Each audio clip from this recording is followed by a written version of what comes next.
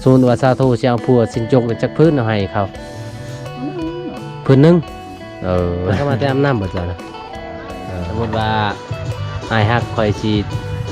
ทักหาเจ้าจะสิตอบบ่ตอบสามารถลมได้เนาะ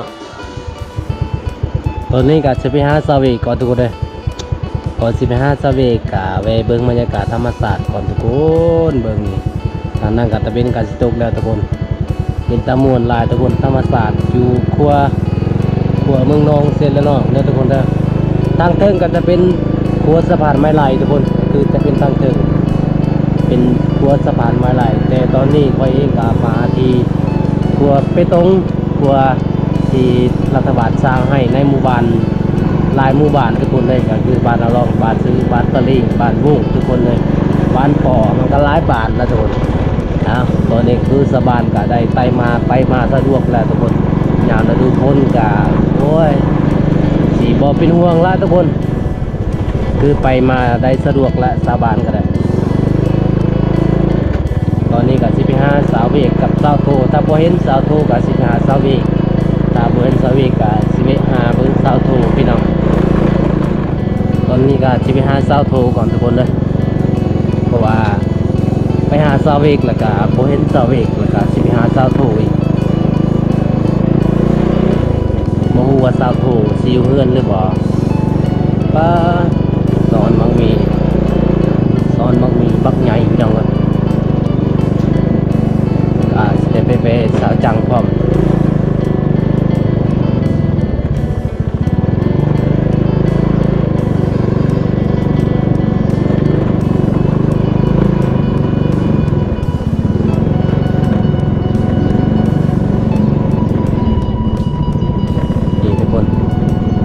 ทางเข้าบ้านสาวโถทุกคนเลยผู้ว่าน้องจะอยู่เพื่อนหรือเปล่าถ้าน้องมาอยู่ก็จะได้กลับลาแล้วทุกคนเลย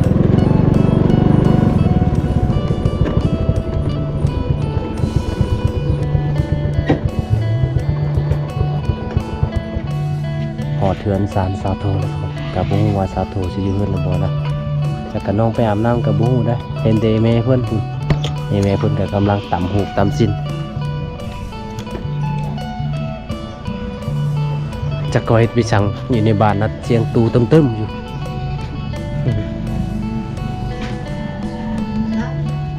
เละโทรละ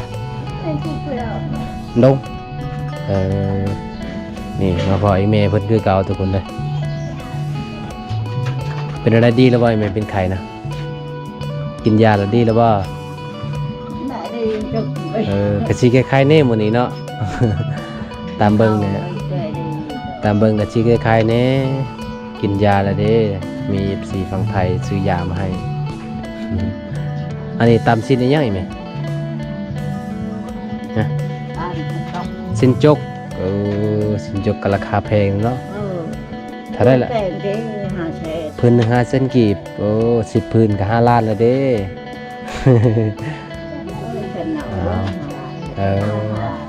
ถ้าสินเขาเนี่ยบ่ฮอด5 ล้านเนาะแต่ว่าสินเฮานี่บ่ฮอด5 ล้านได้อ่ะอีเมสาวโทรว่าบางหานฮอด1 ล้านเนาะอันนี้คือสินจกแต่ทุกคนสินจกสินประเพณีบ้านเฮาก็คือสินตัวนี้แหละเป็นราคาที่ว่าสูงที่สุดของชนเผ่าเมืองกองทุกคนเลยถ้าลูกสาวอีเมเอาพัวนี่ก็มีสินเนาะสินจกในจักพื้นอ่ะคันลูกส่วนว่าสาวโทสิเอาผัวสินจกจักพื้นเอาให้เขาพื้นหนึง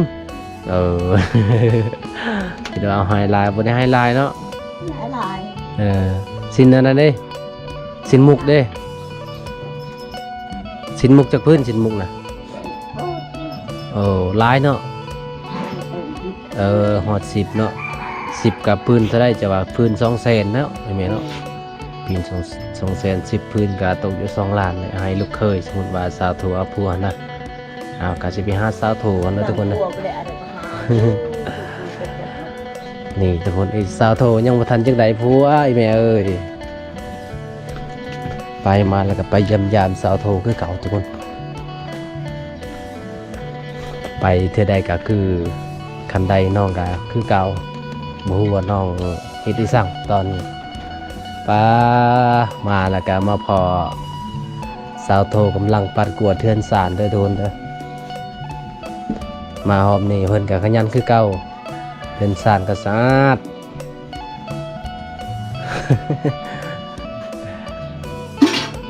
เราเช่นยังสาวโทฮะ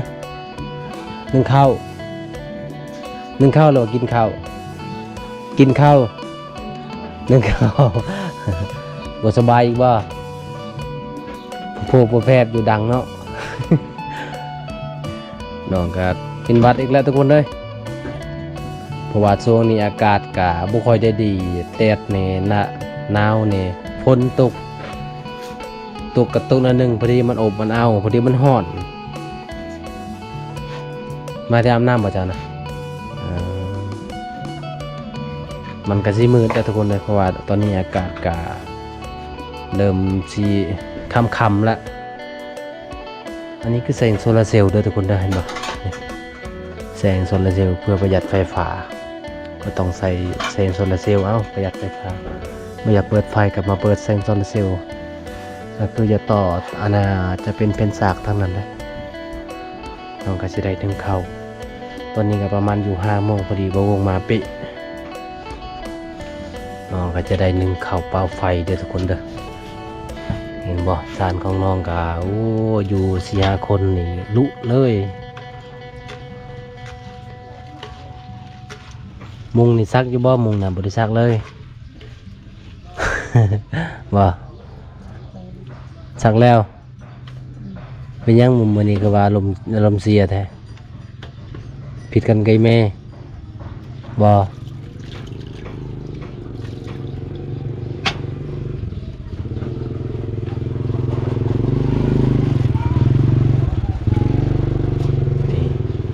บรรยากาศยามแรงๆทุกคนตะเว้นก็สิตกดินแล้วเด้อพุ่นน่ะนี่เห็นบ่เฮือนสาวโทจะมีมะม่วงติดเลยนะอยู่ติดกำลังคากันยามลมแห้งๆนี่ได้ยินรถแล้วนี่ฮอดแหน่ตัวแหน่ตัวแหละมันอันนั้นมันถูสังกะสีใส่เยงใส่มุงได้ทุกคนเลย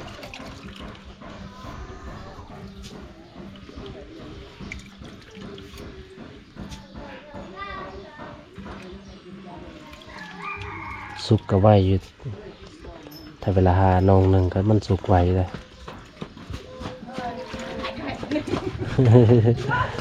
ผมมีห้องน้ำเนาะสิเข้าห้องน้ำก็แล่นป่าได้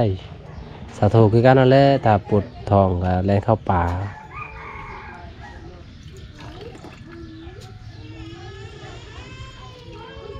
คิดว่าเจ้านึ่งข้าวแล้วตอนนี้ยังทันได้นึ่งเนาะ5 โมงแล้ว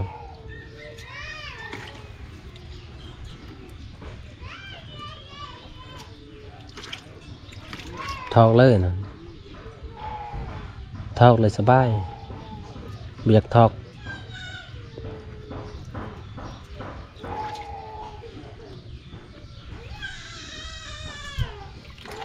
ผู้ใดให้นะลานจะบ่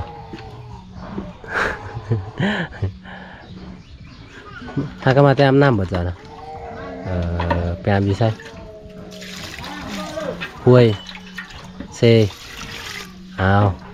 จากห้วยจากเซแล้วบ่เนี่ย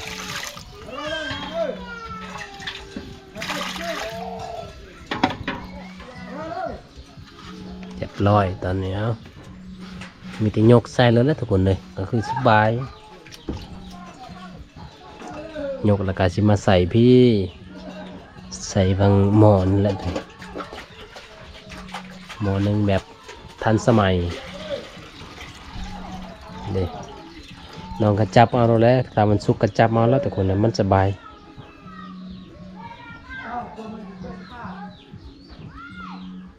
ไฟเจ้านี่ก็สิดับเลยเด้อแต่สาวโทย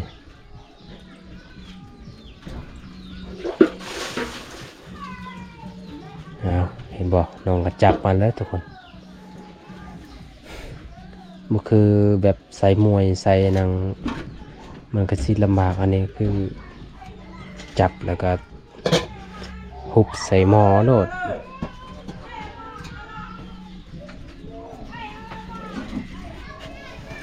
บัดจิบหัวบ่เป่านะ นี่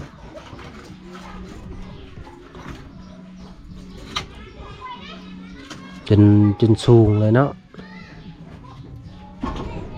น้องกะทุกคนเห็นบอกน้องดังไฟลายปีบอกตรงเลยก็ลายปีแล้วทุกคนเลยเบอร์นี้เป็นว่าขี้เทาเป็นหัวพูน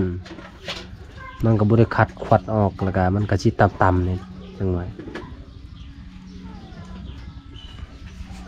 วันนี้น้องแต่งตัวสวยทุกคนเลยข้าวเย็นมาซะตัว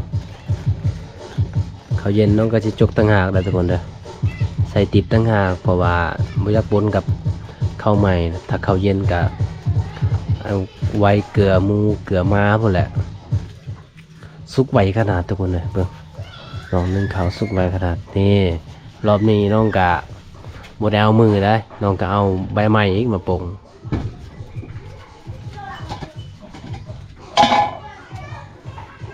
นี่เห็นบ่สบายอีหลีเวลาน้องจะซอยข้าวก็คือน้องครับจับเอาโหลดได้ทุกคนเห็นบ่เป็นเขาทำไมกี่เจ้าเด่นหลวงกาอันนั้นอย่าละเอาความ นี่ เอาเวจานตูจ้า เตยจาแล้วไปเลยจูจาจ้ะ หนักโข ไม่ยังนะคือว่าติดเนาะ เอาอะไรแน่ กล้วยเต้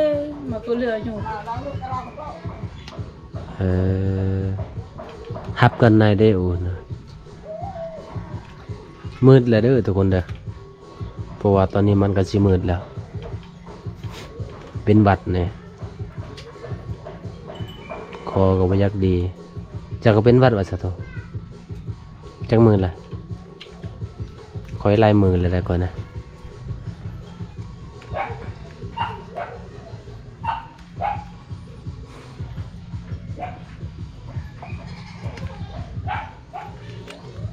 5 โมงตอนนี้เกือบสิเข้า6 โมงแล้วไปใส่มื้อนี้ซะโตเจ้าบ่ได้ไปใส่ฝนก็บ่ได้ตกอยู่บ้านน้องพี่น้องเว้ยเยือนน้องนี่น่าจะซักข้าวเรียบร้อยแล้วเนาะ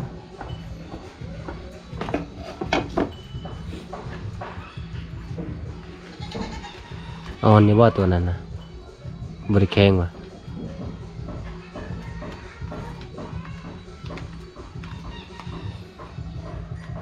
ตอนแรงๆกับสาวโทตลอดเลยทุกคนมายำได้กะสาวโทเป็นผู้มาตลอดเขาเป็นผู้ช่วยเขาตลอดบ่แม่นมาโอ้ปะไปนั่นเลยบ่คือบ่ไหวจุบดีเอาไว้อยู่ถ้วยก็ได้มีหรือว่าหมูเฮือเจ้าบ่มีหมูก็บ่มีหมาก็บ่เห็นได้ทุกคน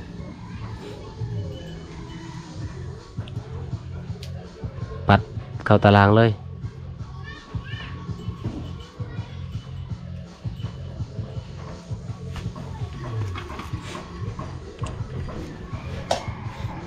เรียบร้อยเวลาจะมาเวลาจะช่วยเข้าเนี่ยก็คือต้องไปเอาน้ำนะทุกคนเลยเพื่อให้เข่ามันติดกระดามไม่กระดาม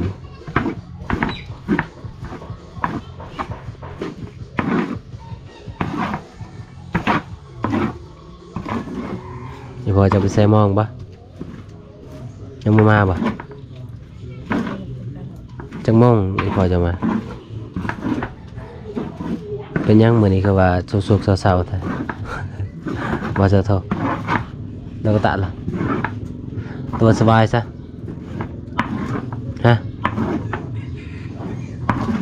ตัวสบายปะตัวสบายเจ้าก็ได้ซะ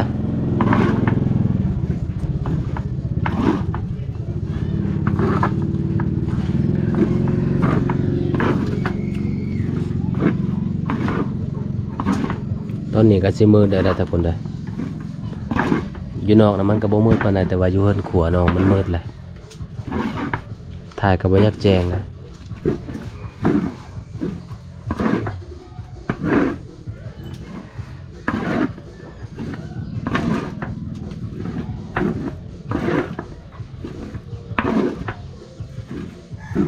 ตอนแรงๆนี่ทุกคนเลย สาวโทน่าจะบ่มีอาหารกินแล้วไอ้พ่อเพิ่นไปใส่หมอง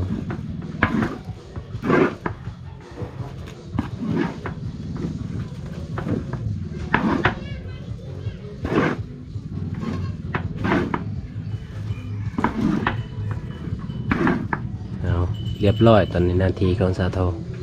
มีแต่เรื่องข่าวเป่าไฟนี่แหละทุกคนเลยบางทีน้องก็เอาไข่ก็ไปสักเขาให้คอก็ยักแหบเลยทุกคนเลยเราก็ไปยักดังเลยตอนนี้นะคอแหบเลย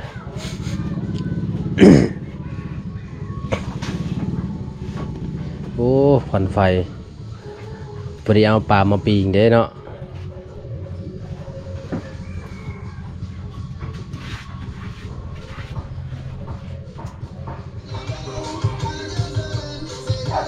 ตอนนี้กับสำเร็จแล้วเนาะภารกิจเจ้า